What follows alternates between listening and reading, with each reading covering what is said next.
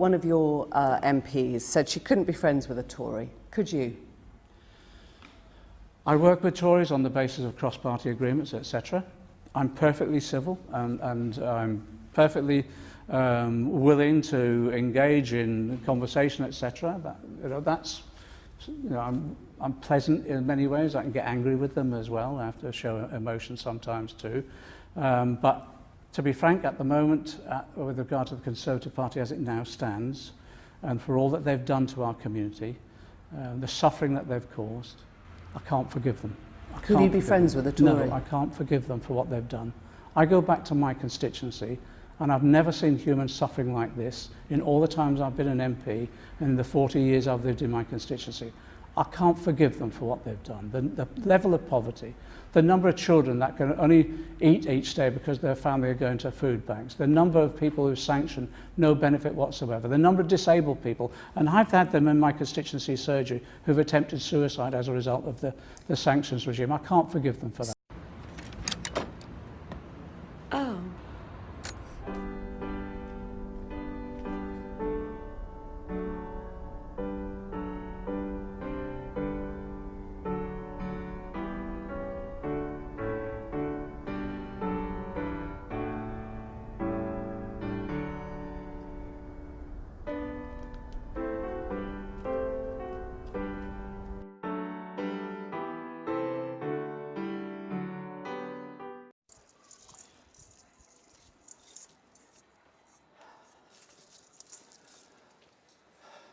Hello there, David. Are you ready for Christmas? Well, I will be when we get this election over. Oh yes, we must make sure everyone remembers to vote. But in the meantime, could we have a little Christmas song? We wish you a Merry Christmas. We wish you a Merry Christmas. We wish you a Merry Christmas. And we'll get Brexit done. Good tidings we bring to you and your king. We wish you a Merry Christmas and we'll get Brexit done. Ho, ho, ho. Vote Conservative! Get Brexit done! Hey!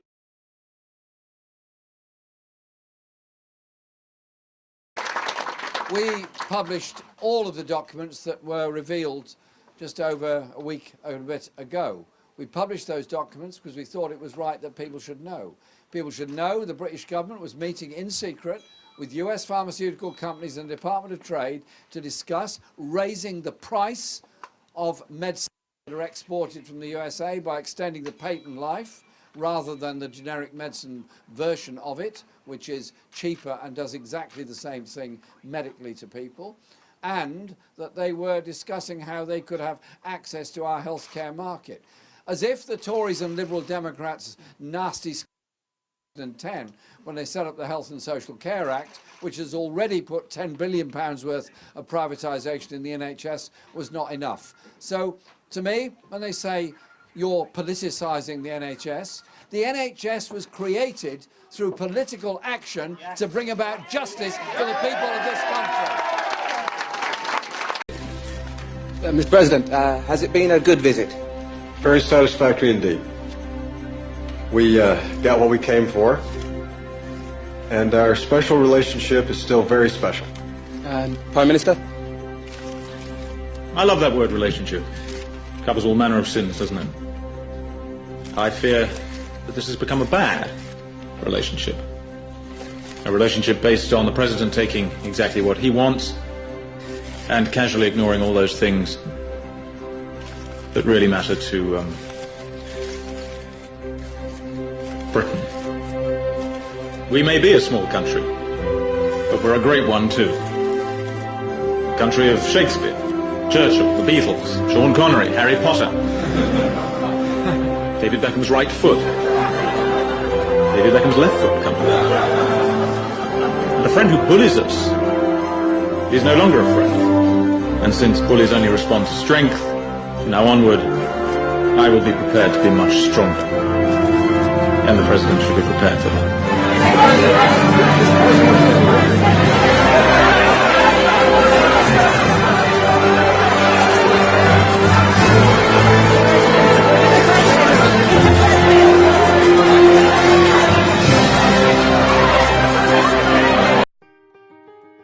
When we look around our communities, we know that things aren't working. Low wages, insecure work, high rents, rocket and bus and train fares, food banks, NHS and school cuts. This is hardly the best that Britain can be. The good news is that things could be very different. We've done it before. But change isn't going to be handed down to us from on high. It never has and never ever will be. The powers that be will tell us it's not the right time for change, but the right time never seems to come. And we all know in whose interest they block change and maintain the status quo. It's for the bosses, billionaires and big businesses. And while we wait for change, day after day it becomes more difficult for people to make ends meet.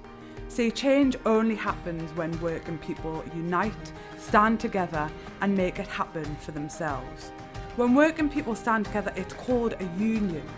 We fight for dignity, a strong voice and a decent wage. But we've always known that to transform our society, we need more than just strong unions. That's why over 100 years ago, working people stood together and created the Labour Party. After generations of being let down by people in power, they decided it was time to put the power back in the hands of working people, to represent their communities and protect their workplaces. By uniting working people under one banner, Labour delivered the world's greatest health service and built the welfare state to protect, support and care for those who needed it. 100 years on, we are still one united movement. Trade unions bringing the collective voice of 4 million working people to the heart of this party, and that makes us stronger. Together is how we'll restore power back to workers. We'll give working people control of their lives. Together is how we'll win a proper living wage for all. It's how we'll make poverty a thing of the past. And together is how we'll face the challenges of the future too. Together is how we'll transform our country. David Merritt accused the Prime Minister of exploiting his son's death for political gain. We went and got him,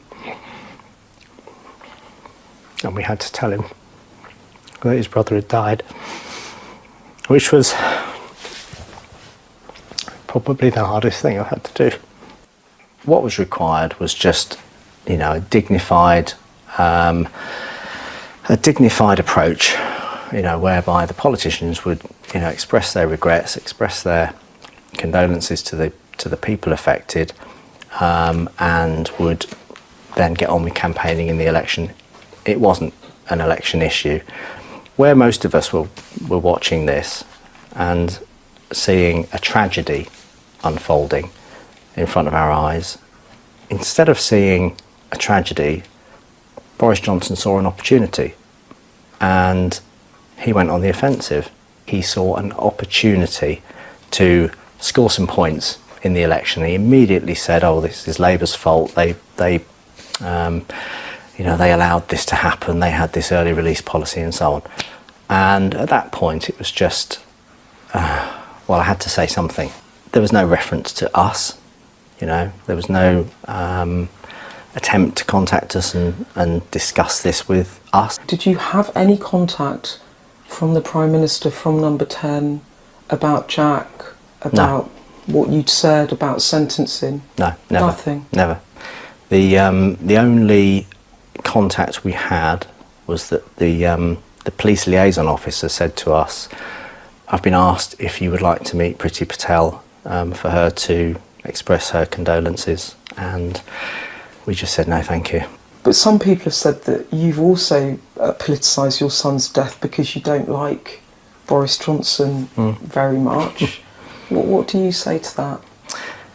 I would say that if anybody has a right to say something about this situation, then it's me and his family. This was my mum. Her name was Beverly. She's not here anymore to tell you what happened to her, so I'm going to speak on her behalf. In 2016, my mum died 6 months after her disability benefit was taken away. She had terminal cancer. She had been through so many rounds of chemotherapy. Her body was totally destroyed by her illness. Every time she beat the cancer and made it into remission, it just kept coming back a few months later. In 2016, the Tories had her disability reassessed, which resulted in her disability benefit being completely taken away, along with thousands of other families in the UK. She cried in my arms when this safety net was stripped away from her and she was declared fit for work. The last few months of her life were demonstrably affected by these cuts, and without which she could have lived longer. Those who have been most affected by these cuts don't have a voice to tell you what the Tories did to them. A vote for the Conservative Party is a vote for more needless suffering and death. I'm scared to think of all of the other families in this country that will go through the same thing if the Tories stay in power. I want you to ask yourself, if one of your family members becomes terminally ill, do you have the spare cash lying around to help take care of them? Disabled people are not the enemy, and we should measure the quality of our society by how we treat those most in need. In this election, you're literally voting between life and death. Vote Labour. Vote life. Vote to end the suffering. That's what they said, it's the best opportunity for business right now. So you're not doing it. So any public... Why are you kicking off with me? Look, Sarge, have you seen the state of this?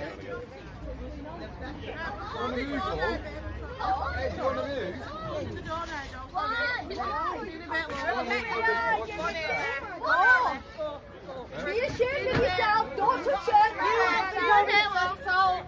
See you later.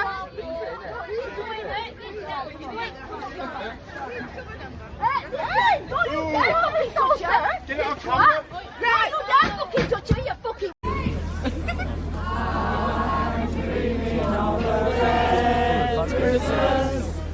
Just like the ones I used to know. Tories. Upside down.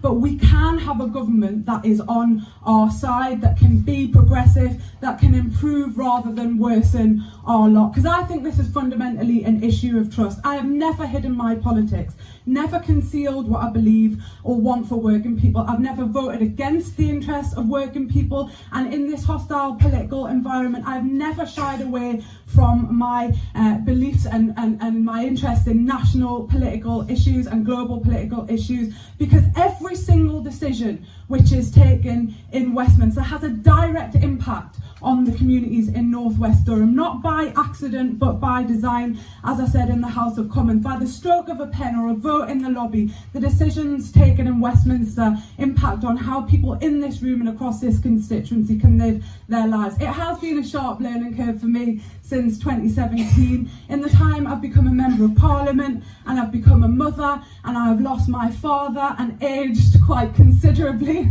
in that time, but one thing hasn't changed, and that is my unwavering faith in other humans and my absolute optimism that things can change. I will not ever accept that things are destined to stay the same. I will not ever accept that there will be more poverty, more hunger, more food banks, decimated services. I want us to be at the forefront of saving our planet. I want there to be high quality, high paid jobs on our doorstep and the transport infrastructure to support those jobs. We need to give that real change a chance. The Labour Party have been out of power for one whole decade.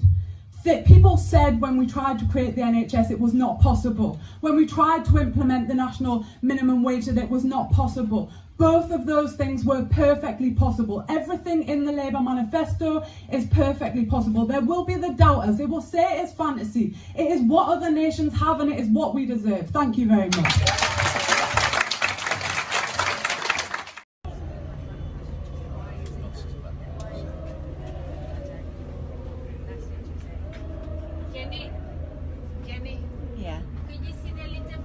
I'm not here to represent 48% or 52%. I'm here to make sure everybody is represented. Are you representing those people, Labour supporters, who voted for leave? What I'm doing is representing everybody in this and simply saying Brexit is a crucial issue. We must deal with it, and we will deal with it. But there are also issues about investment, austerity and poverty in Britain that also have to be dealt with. And that Brexit brings people together. Who's going to be dealing with it? Because we know that many members of your shadow cabinet are Remainers, and they've said that. Sir Keir Starmer, your Brexit secretary, is a Remainer. Who's going to do the deal, and how do people trust people who are Remain to do the deal?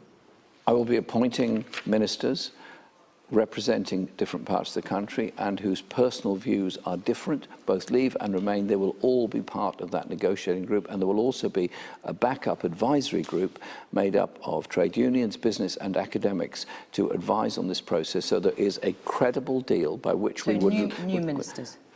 By which we would leave the European Union alongside Remain. But leave we would, but obviously maintaining the basic principle of trade with Europe. No, because he's saying to me, oh, the Tories at head office are saying that you're narrowing, you're going to win. So it's a bit of joshing. I'm trying to say to him, don't worry, yeah, because he's an activist, and I'm kind of sort of, you know, it's a bit like when, you know, you're saying to your mate who's a sort of fan of a rival football team, oh, you know, don't worry, your team's going to win. You're trying to sort of unnecessarily boost their ego and make them become complacent. And of course, he's now leaked it all. He's their friend. I went to America with this guy. We went on a trip to America together about 15 years ago, and he's leaked it all. I can't believe it. You said more than once to him the situation for Labour is dire. I know, because he's also saying, oh, Jeremy Corbyn's going to win. So it's a bit of, it's joshing around, and he's leaked it. I can't believe it. I mean, we're supposed to be mates, and we're winding each other up and teasing each other. At one point I call him a nervous Nelly. And then, you know, this is a mate I spent 3 weeks with going around America, and he's leaked it all. It's pretty...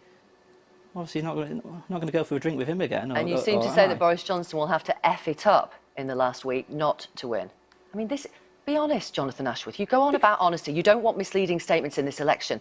If you're saying this to a mate, you mean it. Because he's saying to me, Jeremy Corbyn's going to win, and I'm trying to, like, wind him up. Well, maybe he back. meant it. If you No, say... I'm winding a mate up. Well, hang on a minute. You seem to say, because I've got the transcript, Boris Johnson will have to F it up not to win. Because he's saying Jeremy Corbyn's going to win, and I'm trying to sort of make him be complacent. Sorry, did you he's say... a Tory activist. I'm not trying to make him be complacent. Did you say that? Did you say that to him? Of course I said it, but I'm winding him up. I'm joshing with him. It's banter. I'm just saddened that a friend who I spent 3 weeks going around America with about 15 years ago has done that, because he's a Tory activist. And look, it's banter, it's joshing. Of course, Okay. Was this banter? You also said the party effed it up when they chose Corbyn. But he's failed to get rid of him. We're Sorry. having banter with each other. Sorry, we're joking so you didn't mean that around. either? We're joking around. No, I don't mean it. I don't mean it because I'm joking around with my mate because Hang he's a on, you Tory said and the he's saying things party like, effed it up he's when they saying f- things like the just a Tories think minute, the the CCHQ party effed Tories it- think it's getting closer and look, if you leak it to Guido Fawkes, of course it makes me look like a right plonker. But it's not what I mean when I'm winding up a friend, trying to sort of, pull his leg a bit, as it were. So hang on, let's be clear. When you said the party effed it up when they failed to get rid of Corbyn, you didn't mean that either? No, I'm pulling his leg because he's saying stuff to me, saying, why don't you get rid of him? And Do you I think say, Jeremy you know, Corbyn...